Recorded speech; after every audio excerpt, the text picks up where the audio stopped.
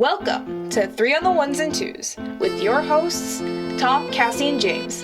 Just 3 old friends talking about their favorite records. Think of it as the coolest book club for music nerds. How you guys doing? Doing good. Hi, Matt. Hey Tom, how are you? Good, nice to see you. Oh, hi, James and Cassie. How you guys doing? We have a very special guest, a friend and family member of the show today. Awesome musician, awesome human, Billy C. Robinson. What's going on? Oh, not much, man. How you doing? Cheers. Happy Good to see Sunday you. morning. Yeah, good absolutely. to see you. This is a lot of fun, this record. We always try to test the boundaries and do something new with the show every episode. You out there might not think we're changing, but we, in little baby steps, are trying to change. So today's gonna be a lot of fun because we're actually gonna be opening up this record. It's gonna be a first time thing. And I'm gonna pass the mic to Matt Darrow. Talk about it. So it's kind of cool. This is going to be the first episode we've done that's actually a metal record. Also, buddy. it is also the first new release Yes. review we've ever done. Yes, so you think we're like doing one new thing? We are doing 2 new things. Correct. We have kind of a bit of a special thing towards the end. But anyways, so the record today is going to be Exodus's new album, Persona Non Grata. Which looks absolutely beautiful. The artwork is absolutely phenomenal. Yeah, I love that cover. Gorgeous. The album itself is it's been 8 years since our last release. A lot of things have happened in the last 8 years. Gary Holt went to Slayer, filled in for Jeff Hanneman after he passed away to finish out the Repentless World Tour and their final farewell tour. I think they did 3 final farewell tours. I'm kidding. Yeah, they did a few. They did a few. Gary Holt ruled. Is that? Gary He's the Holt perfect rules guy for that too. and ruled in that. I saw a few of those shows. They were amazing. Yeah, he was phenomenal. But the kind of a few delays happened, as we all know. This wonderfully bad thing called COVID happened, and put a damper on everything. Initially the recording was paused because of that. But then ultimately the album was actually supposed to be released last summer, but due to Tom Hunning's unfortunate diagnosis of cancer, the album was then released in November to give him time to actually recover and be ready to go so that he could actually tour behind it. And he's okay. Yeah, Wonderful. as far as we can tell. Cheers to that, and we all agree F cancer. It's the Absolutely. worst thing, you know. Yeah, dude. But some of these songs are actually like old songs and even recordings, right? And then during the pandemic, they were like, well, now's the time we need to finish this, but we'll work with the pandemic and get it done. Well, a lot of them, from what I understand, were actually, work actually started in 2016. Okay, I thought it was a few years before that, but that's cool. Yeah, so that's 6 years ago, yeah. This is the second album that features second vocalist Steve Zetro Souza. Very good pronunciation right there, Yeah, absolutely. Matthew Darrow. Who took over from Paul Bailoff after Bonded by Blood, and then ultimately Zetro's been with the band for probably the longest time of anyone. But absolutely phenomenal singer. Yeah, really, really good. Is he the high-pitched guy? Yes. Super high pitched. Yeah. But does it with style and does it right. Yeah. Almost like hardcore. It's like he sounds like an 18-year-old kid in 1984. You know? Muppet. He sounds like Yeah. a 17-year-old satanic Muppet, which we're big fans of, and we also love the Muppet That Show doesn't here. narrow the Muppets down, though. I just want to give a shout out to Brian Colantino and everyone at the Trackside Tavern in Decatur, Georgia. Our homies for life. Billy Inman, thank you, my brother. Go on. So let's get into it. So we already kind of gave the backstory a little bit on how the album came about. What is kind of the big thing about this album is the fact that the album is very much, to me, is kind of how you interpret it. So we'll get into the title track, which actually starts off the album, which is Persona Non Grata. If you actually listen, going through the lyrics on the song, it could be whoever you want it to be. Right. It's not really, in my opinion, it could be politically charged album title and song title, or it could just be someone that you don't like, someone that you don't want around you anymore, someone who simply is person not welcome. Right. Yeah. And is it him or is it a third person? It's just everyone's own angst, you know. Could be So anyone. yeah. Yeah. And that's given kind of the overall theme of the album. I mean, it's the title track on there. Right. Absolutely phenomenal track. Has some incredible guitar work on it. 7 minutes long, which is an incredibly long song. For this band. Yeah. So the thing is, For this band, so yeah. here's another new thing, because the whole idea of the show is when we started it, you remember me talking about it like a year ago, right? Yeah. Was like basically, we wanted to be the coolest book club for music nerds, okay? So the whole idea when James and Cassie and I got together was we pick a record, we all agree on it, we listen to it a bunch like you reading a book, and then you talk about it. So this is the first record I haven't listened to the whole thing. I've listened to that song and a couple other songs from the record. So I'm excited to when I leave here, driving, listening to the whole thing, you know. So there's so many new things that are happening today. So we move on to REMF, which is Rear Echelon Motherfucker. That's awesome. Really goes and kind of harkens back to those who. Is that what it stands for? Is that Yeah. what it stands for? Yep.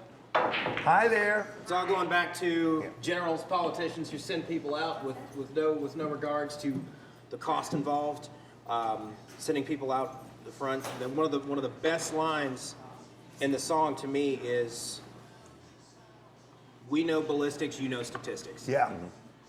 Which is awesome because in today's world, you have so many people that'll just be so easily willing to just send someone off for a conflict and not care anything about Right.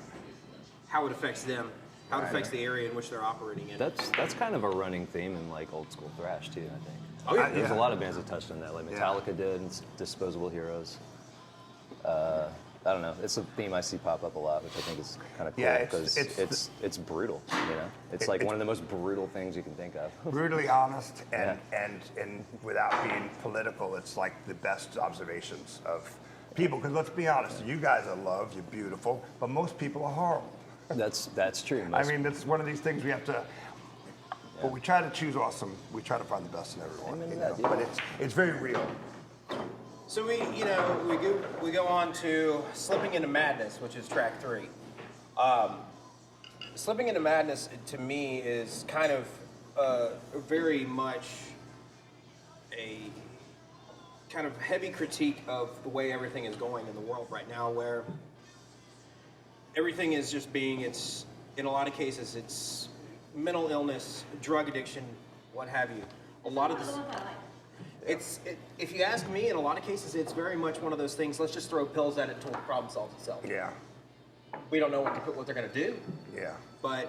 and then ultimately, it's kind of they want to just get to that point. I mean, we look at the proliferation of fentanyl now and everything, and it's just everything's just kind of just going down in that regard. So Yeah. just the obsession with pharmaceuticals and everything, and that's just kind of we're just slowly slipping into madness, if you will. Yeah. And if Cassie likes it, that means it's really. If Cassie likes it, it means it's really good. I'm not a big fan. Well, she also has impeccable taste in music, so She you does. know. That's the end of the side A. Yes. And This is a double, right? yeah. Mm-hmm. Yeah.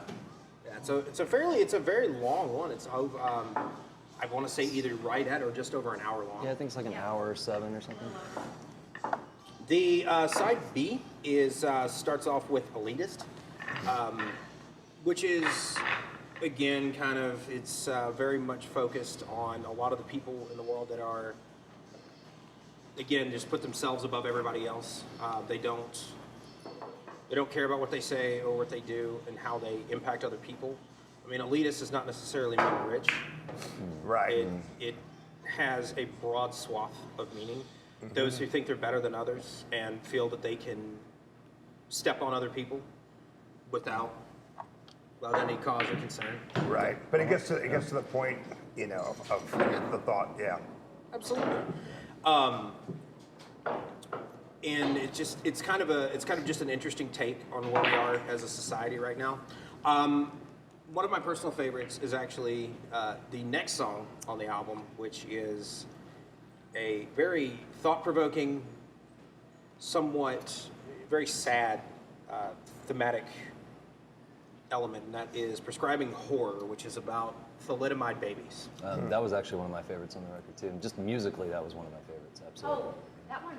This is probably my favorite song on the album. To scratch what she said earlier. I guess This is her. Guess we're all in agreement there. This is in Cassie's top 2, which again, Cassie's got great taste. So yeah. It's a. I remember the first time I heard it. It gave me chills. Listening to the actual album and what it actually goes into, and just again, it's that that we prescribed thalidomide for a number of reasons, and it actually came about in death camps. Oh. It's so sad. The lyrics are so sad. And going into just how we just, again, it kind of goes back on to we just give people these medications without actually realizing what is going on with it. Sure. And some of you may know someone who suffers from thalidomide poisoning. Won't go into too much detail on that. You can, if you would like to learn more, just take a look, do that on your own time, or listen to the album and listen to the song. Then you can Listen to the album. Listen to the whole album, because that's the other thing we try to do, especially with the show and the thought process when we started this is like, it's just such a shame these days people promote like songs and singles. No, we like the whole artwork. It's like a Martin Scorsese film. One you of the know? things I like best about the song is the intro. It's very, what did you say? It was like like a slowed down bell, or? Yeah, there's a tolling bell that's actually slowed down to half speed. It's really Oh ominous. wow, yeah. And it's almost a little gothy. And I really, Love that. It's like one of the more like mid-tempo songs on the record, right? I think there was like a couple that were kind of slowed Yeah. down a notch, Yeah. you know, which I think sometimes sounds a lot heavier than going really fast. Yeah. Another slightly popular band by the name of ACDC did that on Hell's Bells. In Yes, they 1980. did. Cheers I to have no cheers to idea who ACDC. ACDC, never heard of them. Matthew Darrow, all he does when I hang out with him is name drop, and I'm like, dude, I just picked up 4 names that you dropped on the floor. God damn it! You Oh, know? we get it. You know who AC/DC Yeah, is. you know. Yeah, I know you hang out with AC/DC.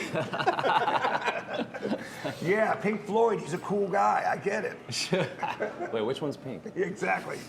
And honestly, at this point in the record, the tempo really kicks up. Yeah.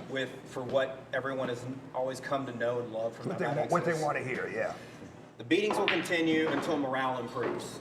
That's probably one of the most fun ones Yeah. Oh, it's on the fun. record. It's That's the absolutely one fun. that just it reminds me the most of like old school thrash or like Exodus back in the day. You know, Old like, school Exodus. Old school Exodus, like Bonded by Blood. you And know? those lyrics, the PMA through pepper spray. Yeah, oh, it's ridiculous and fucking awesome. Yeah, but the Like, thing yeah. is like, there's an art to that too, because I write songs and lyrics are so important, but it's like, you mean it when you say it, but also don't take yourself too seriously. You know, have a sense of humor with all of the it. title's really clever. The Like, title's it's like- amazing. Yeah. It's an absolutely fun. It was actually the first single that was ever released before the album was actually put out, and it was an absolute crushing song. And it's just fun. It's old school Exodus is what you've come to expect from them. They almost in somewhat cartoonish kind of lyrics. However, it's still got solid meaning. That's the thing. Yeah, It works. Yeah. That's why it works so well. You know, that if it was anything too serious, man, it wouldn't be them. You know, like I mean, that's what makes them fun. Yeah, how long have you been able to experience this record? How long have you been listening to it? Over 2 months. It's over 2 months, but got the physical copy like 2 days ago. Yesterday. Man, see, we're breaking all kinds of ground There here. were a lot of Yeah. delays on, I guess, for vinyl. Yeah. Oh, everything's behind. I think isn't that part of the reason they pushed back the release date a few times? Because like Well, Yes, so- other yeah, reasons, so- I think They Matt did. should probably talk better about the more, like, the bigger reasons. Talk shit on Well, Adele. right, Talk yeah, shit sure. on Adele. It's Adele's fault. It is. It is Adele's fault. Thanks, Adele, for buying out all the pressing plants. Exactly. You jerk. Yeah. I want to say it was like She's actually gorgeous, and I love her. 750,000. I like her too. She's got a good voice, too. She's amazing. And there was a double album, so 1.5 million. So the pressing plants have been slightly busy. Yeah. Yeah. Any independent artist trying to put out vinyl down my heart. Oh, no, it's ridiculous. The Like, bigger shortage, I think, is on colored vinyl, and these all came out. Like they had a lot of different copies. Well, we're gonna look at that. beautifully colored vinyl. oh yeah, I took a sneak peek at this one earlier before we started. This right here, well, Nuclear Blast does not mess around. Like, every piece is such a beautiful piece of art. Oh yeah, Look at no, that. they're a solid logo. Unbelievable. Did you Beautiful. talk about Looks like a the- beautiful bowling ball. Beautiful. It looks like the best bowling ball you've ever seen in your life. Hell yeah, dude. The drummers. Oh yeah, of course. And of course, the big reason was the reason they actually delayed the initial release was because they wanted to give Tom Hunting a chance to recover from his Yes, and we're so happy for him and his family. Hell yeah. You want to go through some more of these titles and these songs Absolutely. and then open up the record as well. So we move on to The Years of Death and Dying, which That was another one of my favorites. Actually. it is an absolutely phenomenal song. First song on side 3. It has it's almost like thrash, and it has a little bit of some elements of prog and power metal to it too. And It does. Especially a lot of those the solo and the riffs and everything. Yeah. And it's just- kind of got that mid-tempo thing, which I go back to a lot. I like when like really fast, heavy bands kind Slow of it do this, down a like little. slow it down a little bit, like just like I don't know, it just starts pummeling harder, you know? Just jump, jump, jump, jump, Yeah. jump. I Like think it, that was another one that That's a good That one. one gets Cassie's thumbs up. That one gets my thumbs up. Cassie's, Yeah, there was actually a handful Cassie has that backed up really- 3 songs off this record, yeah. which that's amazing. We're agreeing on a lot of shit here. We must have good taste. Everyone here is good looking, I will say that. But no, very, very well placed, well timed, especially with everything that's happened. A lot of people, we've lost a lot of people in the last few years. A lot. Two depression, suicides, drug overdoses, just COVID, so much. Well, you're trying to find like solace in darkest of times, you know. Exactly. And so without saying actual words, it almost feels like a peace record, you know, like a piece of the times. You know? Yeah, absolutely. I agree It with that. is, and it just goes to show that it doesn't matter. Doesn't matter what you've done. If when it's your time, it will come for you, and it will come hard and fast. Well, actually, you hope it comes hard and fast. I mean, I've been watching people slowly die for a minute now, and I think that might be the worst thing ever. So I don't care if it happens that's to me. rough. Just try to take me quick, you know. Yeah. I mean, that's the other observation, is it's slow. And it's you know, it might be fast to some people, but it's going to be slow to others, you know, because you're watching it, you know, in real time, you know. Yeah, that's always a tough thing. One of the kind of the key takeaways on that record for me was the fact that one of the lines was you thought you may have escaped me, but I was busy killing someone else. Wow, that's a Wow. line. Yeah, that's a line in that song. That's a And lyric, dude.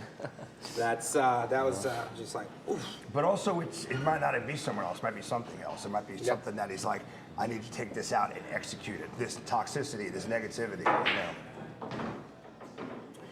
We move on to, honestly, arguably, the next two are definitely the two most politically charged songs on the album, which is Clickbait, which we all have seen so much in the past few years. All these articles that are simply politically charged and just garbage.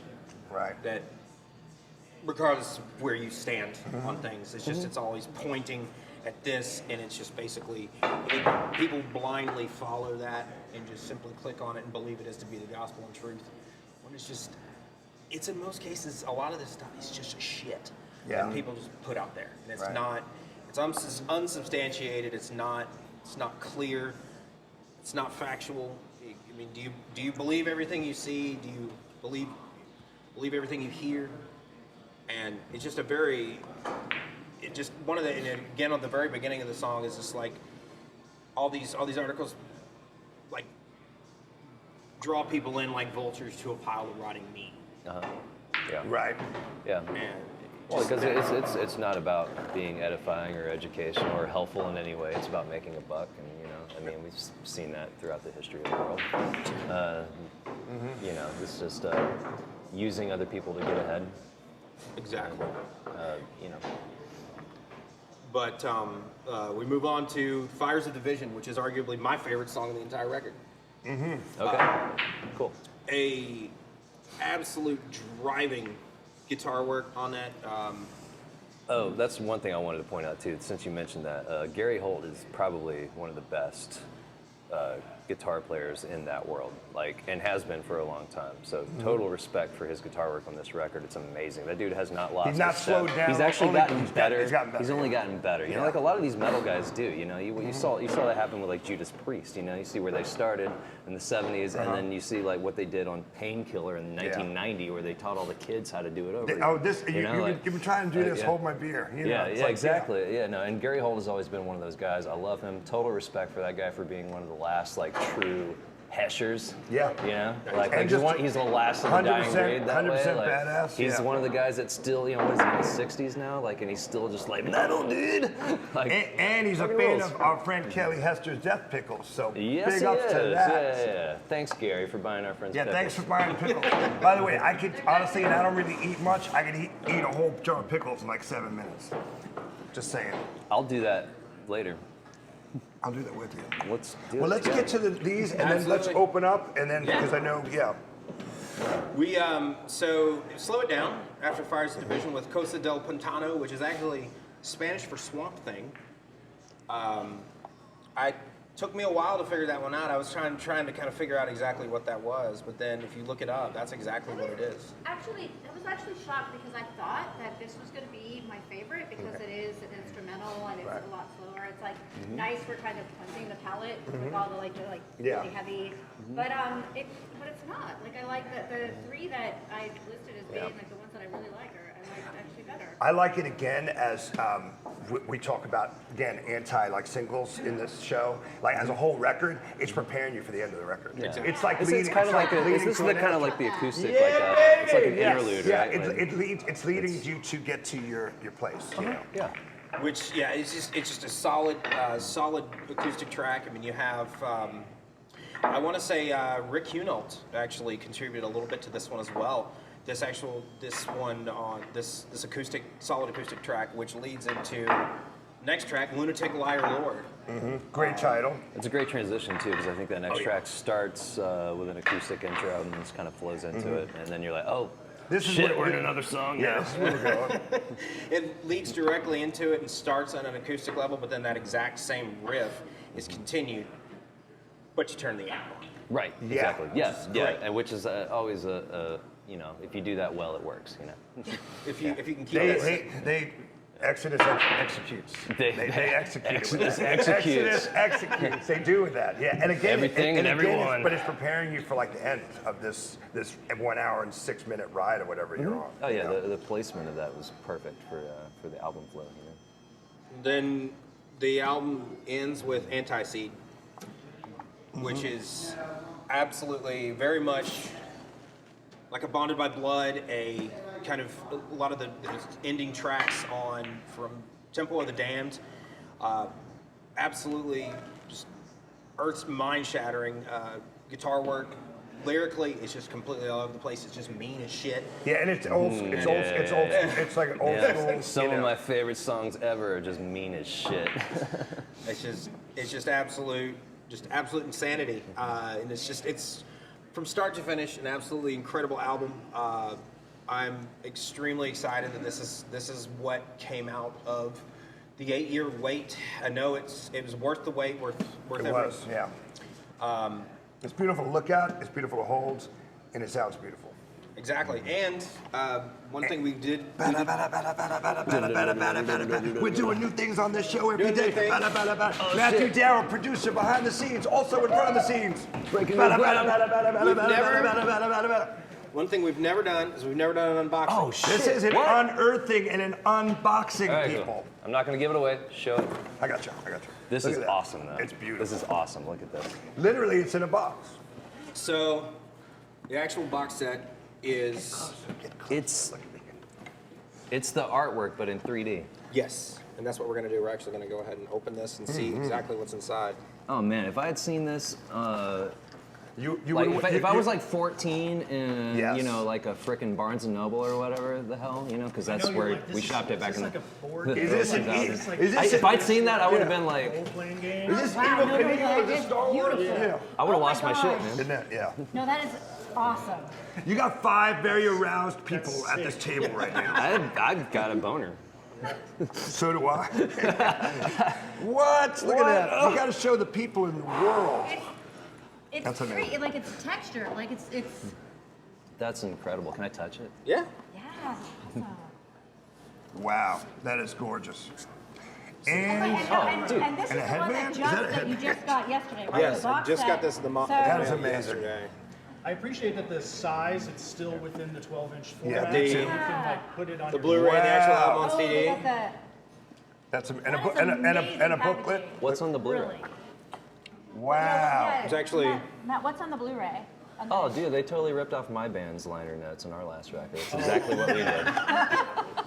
Sure, that was the You direction. know what? I take it back. Fuck you, Gary. Exodus executes, but they've done a little ripping off. But yeah, you've got it's a complete booklet with all the liner notes and everything. That's very beautiful. That's beautiful. quality Wow. printing on that. I mean, seriously, talk about 100% of from the studio time to the end time of the finished Yeah. product. That's something tangible, Well, this which is is- so it's tremendous. I mean, the artwork on this is already just so incredible, and then they do that. But this was a Swedish artist, right? A Swedish artist that they've worked with a couple times before. Do we know his name? Designed this. Olaf something with an O with a something line with an through at, it. with an I got it. in my actual- notes. we like to call them the Swedish artists. I'm sure I'm familiar with the art. I probably just don't know the name, but I'll color look on him the up later. Color on the vinyl. for the box. Did you show the other ones that? Yes. Oh, This is one of the coolest Yeah. box sets I've It seen in really, a long time. this is the Like, best box set I've ever seen. This It's is amazing. this is amazing. Look at this. You Oh, can And a slip cover for your Oh, turntable. for real, dude? Yes. wow. Sick. That's amazing. Totally sick. We're going to be passing this around that up. to everyone to Oh, hold can we and show what's show and underneath? tell You can do a for our future bring it up to guests. the camera. Can we show what's Happy underneath? New Year. Good to see you. All right, this is bitchin'. True Hesher shit right here. Yeah. You got the patch, all right? Put that I'm on your assuming this jacket. is going on your vest. Put that, Absolutely. on, put that on Alright. your vest and pedal away on your BMX bike now. There you go. So, Get out your needle. since and we're thread. talking about a thrash album, I want to give you my theory, my take on thrash metal. Yes, please. Very quickly, and it's going to sound ridiculous. Don't laugh, but I look at thrash being basically the equivalent to bebop in jazz in the 50s. Go on. Because I could see that. bebop, like with Charlie Parker, Insanity. And it is Dizzy Gillespie. fast, hyper technical, completely outside of what was going on. I in jazz totally, in the 50s. relate to what you're saying. Yeah. and just completely driving the jazz purists insane, but like revolutionizing. If I think about listening to thrash, highly technical like metal, I think about it like, oh, this is exactly the same thing that was going on in the 50s, but with jazz. Like with an horns. analogy, like I this would- is- And I it's would gonna, absolutely agree and it's with going to that, upset some Yeah, people, but it's absolutely. also going to find its core of And it's gonna underground like people that inspire- love. well, Yeah. it's also going to inspire a lot of other. And it pushes the music forward Yeah. technically. Look at that It thing. was Look at about that being thing. more extreme than what Here came you go. before. I'll hold You're it. gonna get Extreme Yeah. in jazz. Whoa! Damn. We got a Your flag. boner just got bigger. Oh, man. I didn't think it could get any bigger.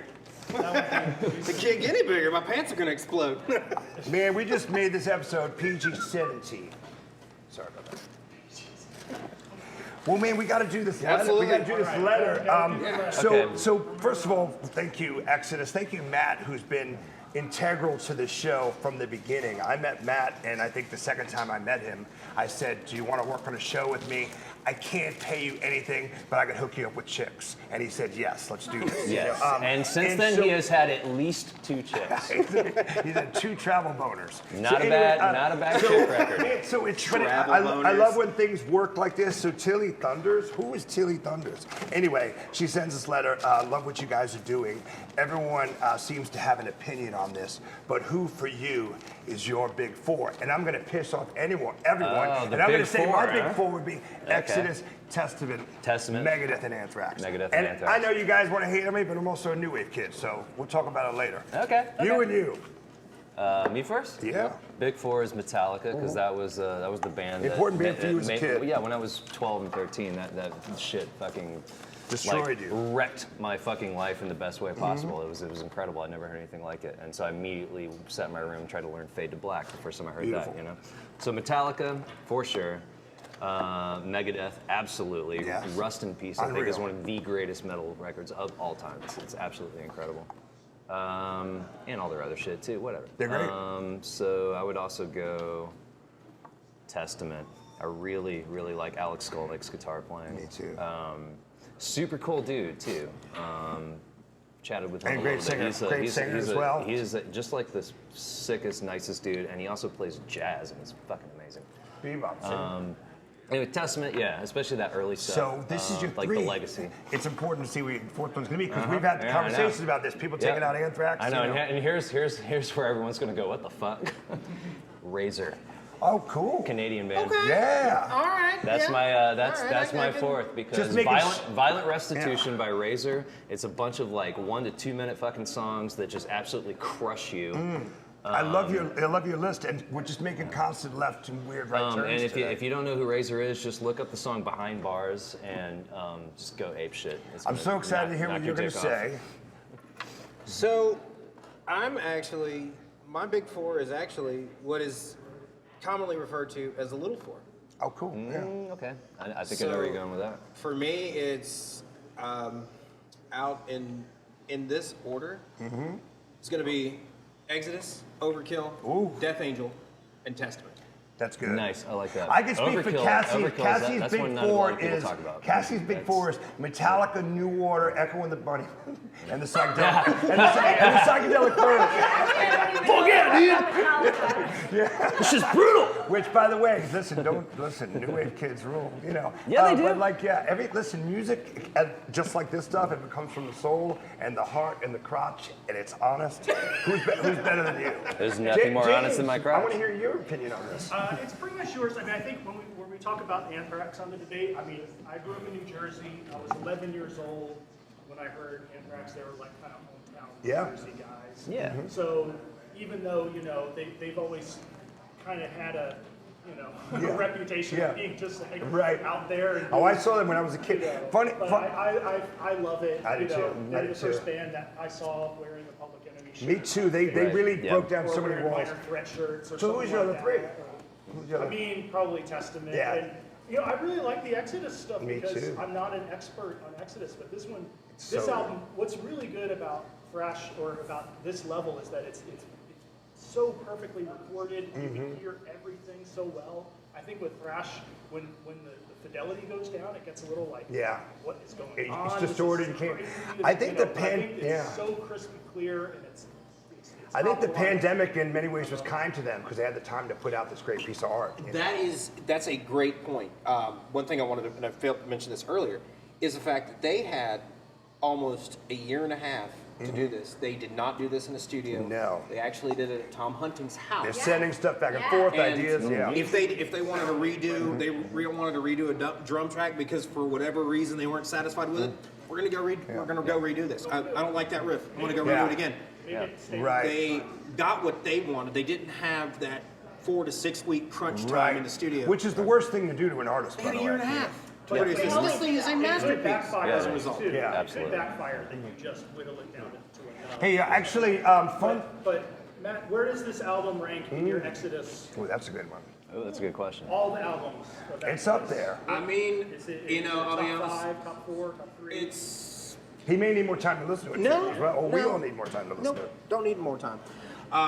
Very simple. If I'm gonna go top 5 Exodus records for me, number 1, Bonded by Blood. Yeah. Number Amazing, 2, yeah. Persona Non Grata. Two, Whoa! really? Two? Thank you, Two. man. Damn. Except us. Okay, that's All right. amazing. And number 3 is Fabulous Disaster. Cool. And 4 is gonna be 4 is actually a tie for me for Tempo of the Damned or Blood In, Blood Out, but and then the last one, without a doubt, is a lot of people are not big on this record. Is number 5 is Impact is Oh, Imminent. that's a good one. Oh, okay. Yeah. Those are all epic records. I respect that. Yeah. Well, man, fun fact for you cats out there, James, Joyce, and I grew up 20 minutes from each other and didn't know each other until like 20 years later. We'll talk about that on another episode. Thank you, Exodus. Thank you, Brian Colantino, my brother, Trackside Tavern. One episode down. Exodus. Much love, everybody. Yeah, dude. Be good. Be good in 2022. Stay metal. Stay metal, stay true, get on your BMX bike.